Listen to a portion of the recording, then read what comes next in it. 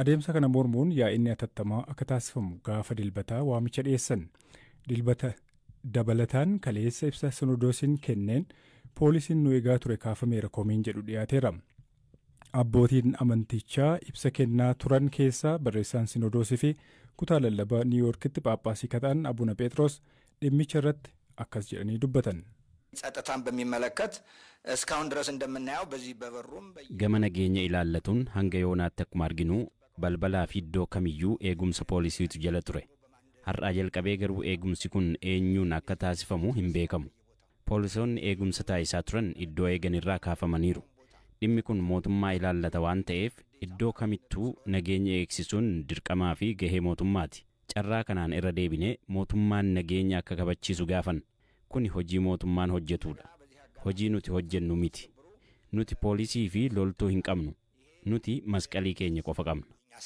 እኛ ወታደር የለንም ፖሊስ የለንም እኛ መስቀላችን ብቻ ነው ያለን Komishinii Poolisii Magaalaa Finfinneetti dubbii himaa akka ta'an Koomaandar Ittaanaa Maariqoos Taaddasaa eegumsi isaan irraa kaafameen jiru jechuun BBC'tti himan. እንግዲህ መግለጫውን እኛም ተከታትለናል እውነት ለመናገር ሁላችንም ግር ብሎናል. Ibsa kennamee hordofneerra. Dhugaa dubbachuuf dubbichi nuuf illee hin galle. Duraanis taanaan poolisii yookaan qaama nageenyaa eegumsaaf achitti hin ramadne. Eegumsi akka godhamuuf gaaffiin nuuf dhiyaate hin turre. Akkuma beekamu dhaabbileen amantaa eegdota siviilii kan isaaniin eegamu. Tarii yeroo ayyaanni yookaan sagantaa yookaan yaa'iin gaggeeffamu jiraate gaaffii manni amantii dhiyeessuu bu'uureeffachuun eegumsi taasifamaaf. Eegumsi kunis amma sagantaan jedhamee xumuramutti. Kanarra kan darbee itti fufinsaan eegumsi akka taasifamu gaaffiin dhiyaate hin jiru.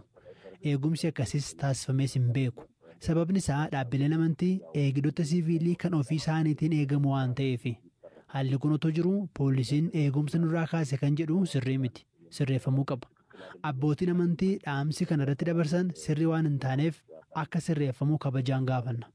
Tarii ayyaana cuuphaatii wal qabatee poolisoota hedduu garasitti bobbaasnee ayyaanni nagaan waan goolabameef poolisoonni hojii idilee isaaniitti deebi'aniiru. Tarii dhimma kanaa wal qabsiisanii kan jedhan yoo ta'eef sagantaan ayyaanaa xumurameera. Itti fufinsaan eegdota achitti hin ramadnu. Poolisiin federaalaas ta'e kan magaalaa Finfinnee eegumsa akkasiin taasisan. Amma yoonaatti gaaffiin dhiyaate hin jiru.